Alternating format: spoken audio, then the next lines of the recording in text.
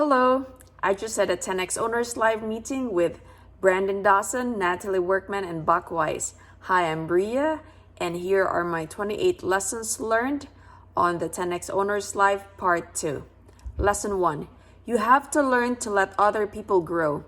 You got to learn to develop other people. You got to let them realize they have the capacity to have good thinking. They have the capacity to do good doing. They have the capacity to earn more and be more. And if they don't feel that they have that with you, they will leave. Lesson 2. It is the greatest opportunity that you can provide to the team member, because if you're always just giving them the answer, giving them the path, then you really are not allowing them to grow and develop, and then you're not taking the responsibility on as a leader to grow and develop them. You're like doing flight control. Or if you're the person that always telling everyone what to do, well, you're stuck doing that thing. You're not able to solve bigger problems. You're not able to do the thing that you originally wanted to do, which was grow and scale a business. You're a manager. No one's intent when they start a business is just to become a manager. You want the freedom to be able to think through other things. Lesson 3. The Law of Curiosity by John Maxwell. Learn to ask really good questions. Lesson 4. Question. This is a question quota by Natalie. Teach your kids to ask questions. How many questions can your kids ask your guests? You'll notice is when you have a question quota, you start coming up against difficulties in continuing the conversation if you're not really good at being naturally curious. Even do this with yourself. How many questions can you go before you feel like you have to talk about yourself?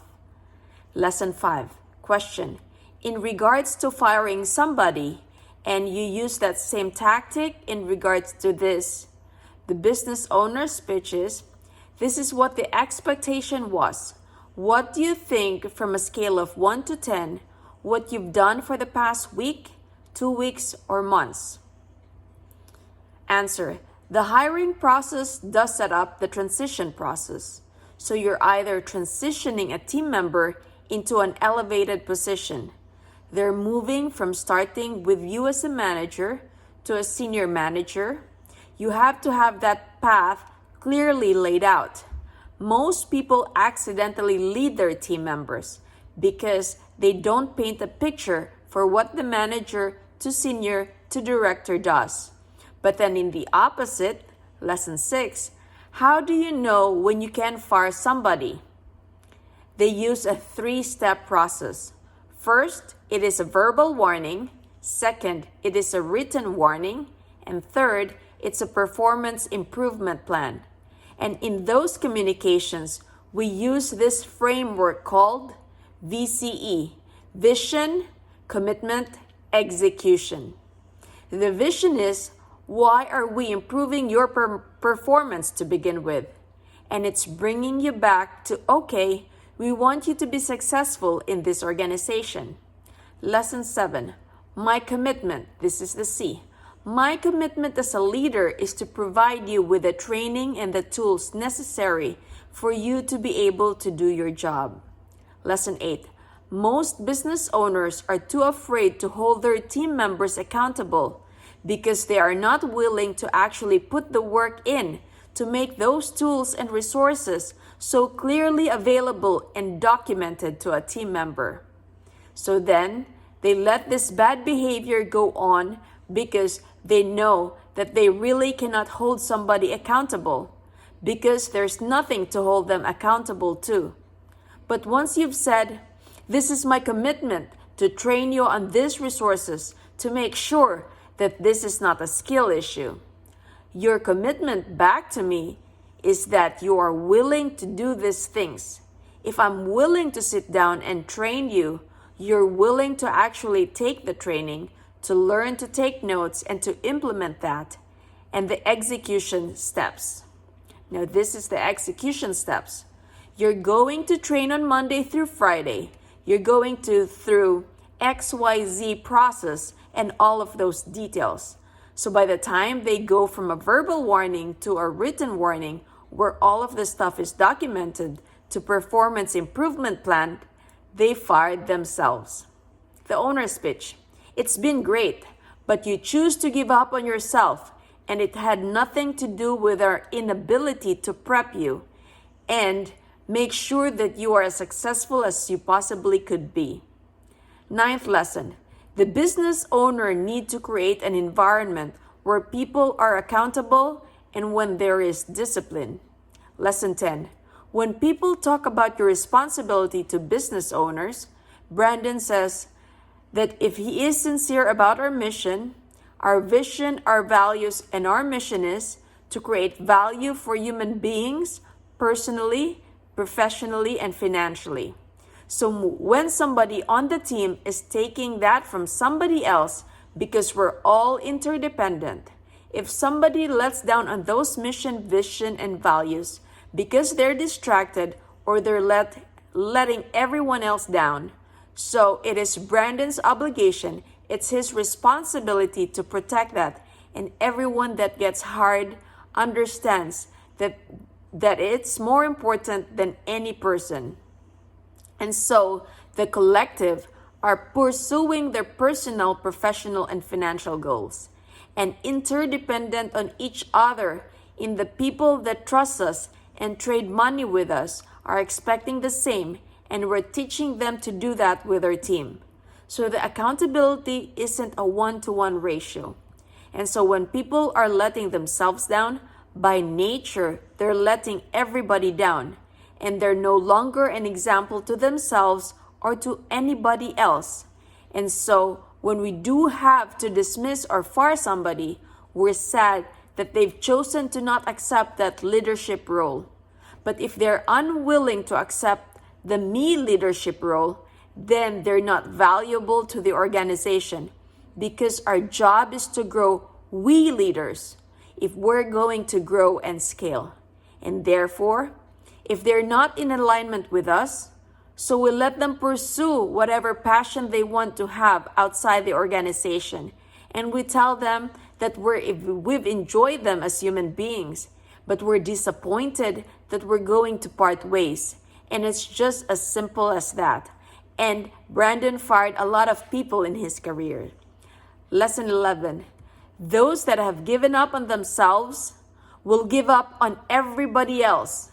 Brandon's job is to make sure he knows who's not given up on themselves and who understands they win when the team wins. Lesson 12. What was your biggest barrier when you are growing up on your way to success, and how did you overcome it? That was the question. Answer from Brandon.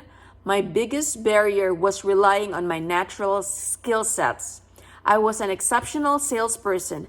I was a great connector with people. But my biggest barrier was not putting the significance or importance in understanding that I needed to understand all aspects of business and own those aspects versus hiring people and throwing them at problems and not understanding what they were doing and not asking them good questions. People ask Brandon, well, how can you be so smart enough to know everything? Answer, this is what I learned. You don't actually have to be smart enough at knowing anything. You just have to learn to ask really good questions to see if the people you're talking to give you great answers. And then you need a mentor to go to check those answers. If you don't, at least create that in your life. If you don't at least create that in your life, you're in big trouble. So my barrier was thinking, as I had so much successes, that the successes translated into I could do anything and I could do everything, and look how good I am. And the truth was, I was just one bad decision away from a catastrophic event. And the fact is, that's true for 99% of all business owners we work with, because nobody calls us when everything goes wonderful. Lesson 13. Question. I 100% buy into developing your people and making them better and creating amazing leaders within the company. So whenever we create these amazing leaders, what do we do when they then decide to fly the coop and do their own thing? Because you want them to. You want them to do their own thing, but you also wish your people would stay. And so I understand that there's a culture thing, but then there's also that entrepreneurial spirit. Answer. What she just described is what Brandon calls the entrepreneurial trap, and that it's cyclical. This goes to the whole thesis of the 10x rule. There is no way you're going to develop remarkable people who trust you, honor you, follow you, and leave. If you do, it's because you're not big enough. You're not getting big enough. You should never lose remarkable people because your business model should have somewhere that you're placing them. So when we start with the EMM, employee maturity model, it starts as low as an associate. It talks about what that means to senior associate, to manager, to senior manager, to senior director, to VP, to senior VP, to partner, equity partner. So consider, why wouldn't you open up expansion markets and give them an equity earning structure? Go up to this market. I'll help you get 100 people or 500 people. And every time you hit these financial targets over the next 5 years, you'll earn 40% or 50% of the business with no money out of your pocket because I trust you, I honor you, and I'm going to help you. Or why wouldn't you have coaches all over the world? Where you're getting royalties, where at some point they can own 80% of the business and you get 20% royalty off of thousands of people that are doing what you're doing by yourself. Lesson 14. We're just not thinking big enough because we do not know how to construct it. So most business models collapse upon themselves because we lack to construct. So if you look at the partnership, example partnership with ESP Realty with Grant Cardone, what's the difference between him and all the independent realtors all over the country that are all grinding or working by themselves? They all worked somewhere else and left because there was not a multi-tier approach. How can you find, attract, develop, and economically monetize relationships? Lesson 15. So if you're smart enough about your business model, you'll never lose anybody because they're already with you. If they know how to do it, they wouldn't be doing it. So you're just not showing them how to do it even bigger because you're looking at it very linearly, which is the problem with traditional business, which is why Brandon partnered with Uncle G, because what EXP does, Primerica does, bringing this multi-approach, multi-financial level approach to traditional business. What I took from Primerica, brought into traditional business with ideology, and hired a research firm to look at hundreds of industries I could do that with. So we're announcing our dentists, our HVAC, our roofers. We are going to create across 30, 40, 50 businesses, which is how I get to a $10 billion portfolio with like-minded people. And if anybody wants to check my math, all you have to do is look at ESP. It's a multi-billion dollar company now, which it was not 3, 4, 5 years ago. So obviously, those economics work. Look at the value of Primerica Financial Services, when they spun off from Citibank. So they went out at $18 a share, and now their share is $145. The wealth that's created and everyone in the system staying inside the system. So the issue is, and this is the solution, lesson 16. This is the bigger problem solution I'm bringing into the Cardone environment and that structure. So this is why the EXP thing is so timely, because it's another perfect example. We should be doing this in every business. The problem is People don't know how to do it. You should never lose great people. You're not thinking big enough. Lesson 17. The mission is why we exist, why we do what we do. The vision is where, when in the interview process, and the first interview you're asking what their goals are, the team members, and then sharing with them what your vision is so that there's clear transparency and we are goal-oriented. This is not just a place for people who want to be stagnant. And then, when you actually onboard them, 2 weeks into onboarding process, I sit down with our new team members and I show them this document about the employee maturity model to say, wherever you are in this role in our organization, this is what it looks like, and these are the things you have to develop in order to be able to move to the next role. And you said in your interview process, when you told me that you're goal-oriented, that you want to make more money, this is how you make more money. Go read these books, learn this concept, increase these competencies, learn how to publicly speak. All of this stuff is totally dialed in. So no one asks at the end of the year what to do. What do I do to get more money, or how do I get a raise? I'm already laying out, this is how you add value to us, and therefore they know and are always engaged. This is where I am now. This is where I want to go, and here's the future beyond that. Natalie was asked by one of their employees during their review process, who has been working for them for 6 months. The employee made the comment, I just don't understand how I can make more money. It's clear people tell you how they're going to engage with your clients, and it shows you if you are serious about why you do what you do, and as business owners, you wouldn't start your business if that mission wasn't important to you. If you spent, the amount of time and energy to sit down with somebody for 30 minutes to go through this for every single employee, because you want to make sure they understand what the true opportunity is, and that like I'm speaking directly to you right now about this, and then 6 months later to have referenced it again, to not be already working through it. It demonstrates that they're not really serious about the things that they say that they're serious about. It's a huge red flag, but it's a coaching opportunity. And once you coach to it, if it comes up again, now you know you have an issue. But that's when you ask the question, do you remember when I went over the employee maturity model with you? And they say, oh yeah, I do. Great. Can you present that back to us? What does it take in order to move you from a manager to a senior manager? And what is the compensation that's associated with that?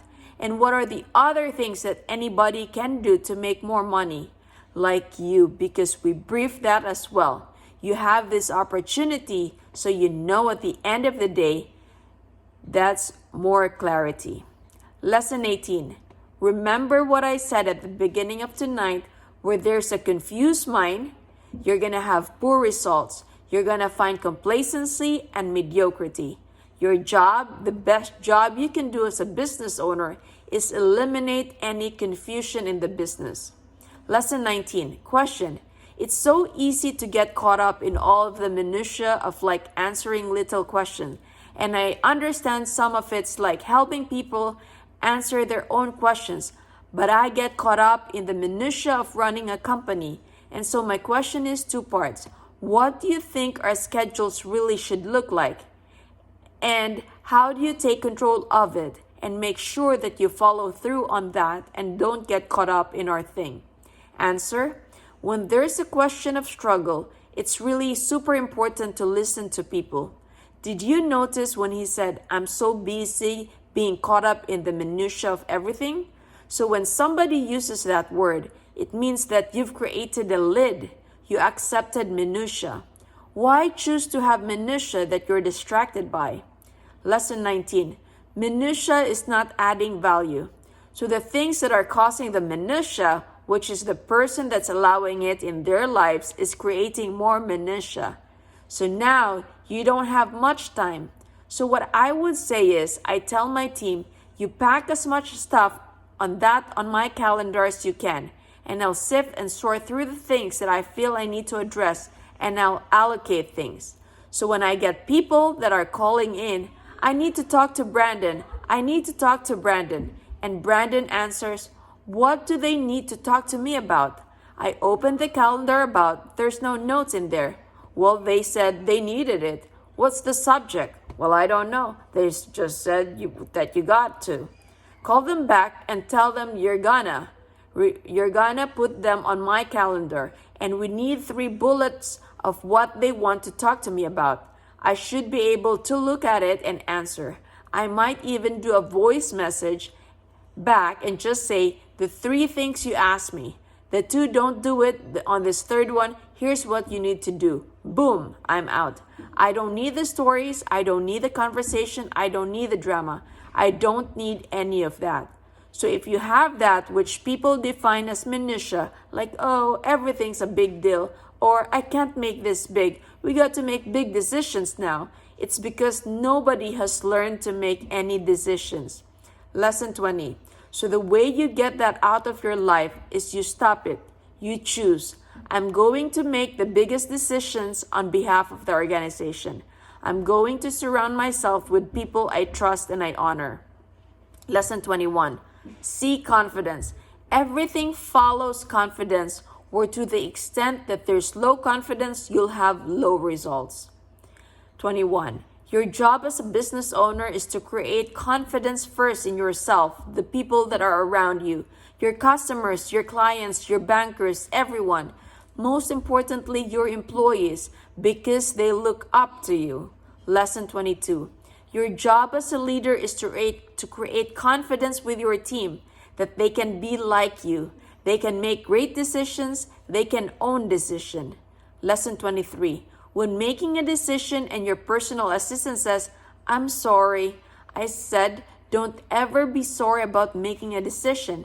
The only thing I care about right now is what did you and what would you have done differently? Answer from the personal assistant, I would have asked you this question, or I would have clarified this. The boss, great, next time do that. I've got a workable human. It's not my job to be mad at her or beat her up. She's moving. She's trying to keep up with somebody who's creating a tsunami. If she can't make decision, I'm stuck. I'm trapped. So I'm glad she's making decisions. For every 10 decisions she's gonna make, I would think being only with me for 6 or 8 months, she's going to make 6 bad ones. And I'm going to coach her up.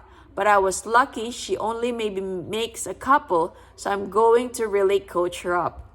But the point is, she keeps the energy moving. She's on every call, pushing things to 15, 20 people. That's another thing. So you want to know how I solve it? Get a staff like her. She sits on Brandon's call and she'll riff off. I'll have a 30-minute conversation with vendors, some negotiations, clients. There'll be 12 emails generated behind it with confirmation, and then she gets it. I don't even worry about it. And when she gets the conclusion, she'll have a 26 list of things she has to do with me. We'll go through it in 15 minutes. Yes, no, defer it, deflect it, lower my priority in this, kick it to the side, push it out a month, boom, boom, boom. I got a lot of big negotiations going on, like multi-million-dollar negotiations going on. She'll walk up to me in the hallway and she'll say, they want to push it to this, or they want a concession here, or they want to do it there. Tell them no on this, but I'll concede on that. Lesson 24. Prioritize your relationships. Put attention on what you believe at that moment is the most highest priority, and that right has to be earned. Lesson 25. As a business owner, you have to have people you can rely on, because stuff does have to happen. But if you create conditions where you are the only one that can make those things happen, then you are already stuck. Lesson 26. Brandon's favorite quote. If I need to do it, then I don't need you. Lesson 27. When they say, Brandon, we got to make this decision, I'm like, wow, you didn't make it? Well, I just wanted to check with you. Well, what do you think? Well, I just wanted to check with you. I wanted your opinion. Why are you bringing it to me? Obviously, nobody even knows what's going on in here. I'm just nervous now.